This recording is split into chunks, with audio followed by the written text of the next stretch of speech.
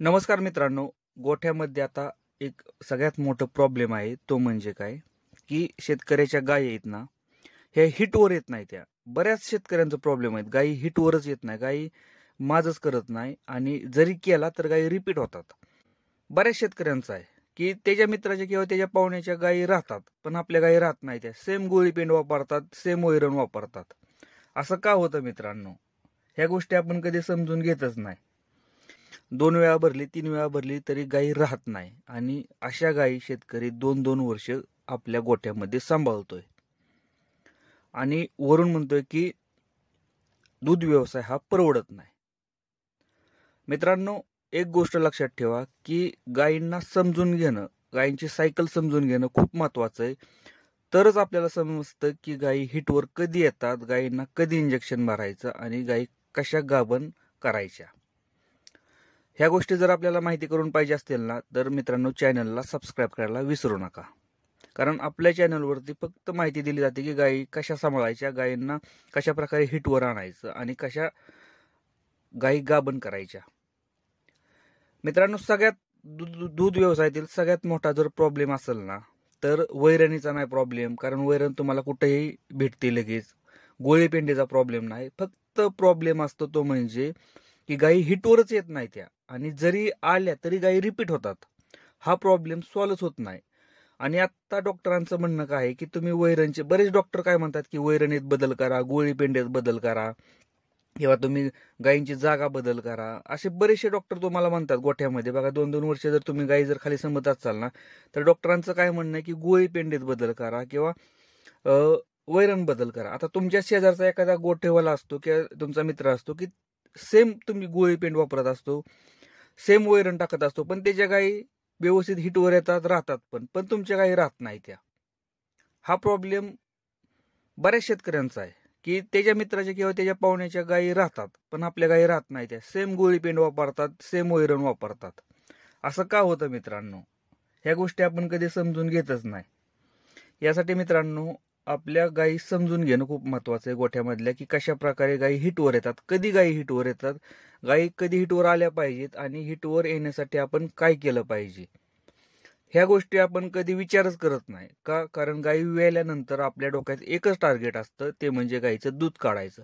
Top लेवलला गायीला नेऊन सोडायचं, म्हणजे त्या गायीला गोळी पेंड चारू चारू त्या गायीचं दूध पिळून टाकायचं. जोपर्यंत दूध देते तोपर्यंत त्या गायीचं दूध पिळायचं, टॉप लेवलला न्यायचं. पण त्या गायीला असा विचार करायचा नाही की त्या गायीला रिटर्न आपण दिलं पाहिजे काहीतरी, की ती गायी हिटवर आली पाहिजे.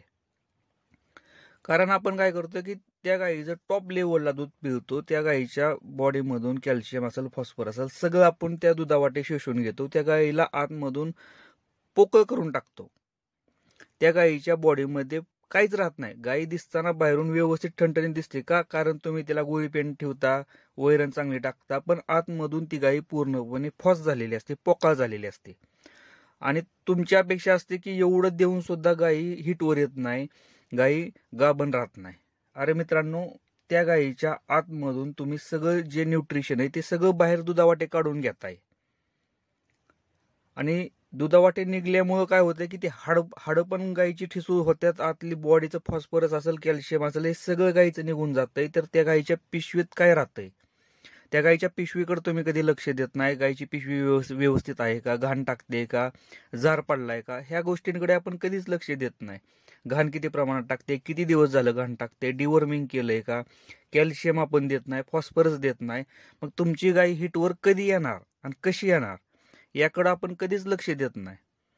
सिंपल गोष्ट आहे, डिवॉर्मिंग आहे, कॅल्शियम, फॉस्फरस, ह्या गोष्टी जर आपण वेळेवर दिल्या व्यवस्थितपणे, 45 दिवसात गायी वेल्यानंतर 45 दिवसात गायी पहिली हिट दाखवते, म्हणजे दाखवतेच. पहिली हिट सोडल्यानंतर दुसऱ्या हिटला 21 दिवसानंतर गायी हिटवर येतेच मित्रांनो. आणि त्या टायमिंगला तुम्ही इंजेक्शन भरलं, चांगल्या डॉक्टरांकडून चांगलं इंजेक्शन भरलं ना, गायी राहते. सिंपल आहे, साधी गोष्ट आहे, पण आपल्या शेतकऱ्याला ही गोष्ट समजत नाही. आणि म्हणून आज शेतकऱ्याच्या 2-2 वर्ष गायी खाली राहतात, पार्ट्या गायी. त्या गायी कुठं जातात विकल्यानंतर? लाख रुपयाची गायी, लाख 1.5 लाख रुपयाची गायी शेतकरी घेऊन येतो आणि 15 ते 20 हजार रुपयाला गायी पार्टी म्हणून विकतोय. कसा दूध व्यवसाय परवडायचा शेतकऱ्याला? यासाठी मित्रांनो, सगळ्यात पहिल्यांदा व्यवसाय जर चालू करायचा असेल ना, तर साध्या गायी सांभाळा, गायी समजून घ्या आणि नंतर चांगल्या मोठ्या गायींमध्ये तुम्ही इन्व्हेस्ट करा. आणि आपल्याला जर पाहिजे असेल माहिती, तर आपल्या चॅनलवरती ऑलरेडी मी व्हिडिओ बनवलेले आहेत की गायी हिटवर कशा आणायच्या, कशा प्रकारे ट्रीटमेंट करायची गायींवरती. आपण व्यवस्थितपणे व्हिडिओ बनवलेला आहेत आपल्या चॅनलवरती. मित्रांनो, व्हिडिओ जर आवडला तर लाईक करा. चॅनलवरती नवीन असेल तर चॅनलला सबस्क्राईब करायला विसरू नका. धन्यवाद.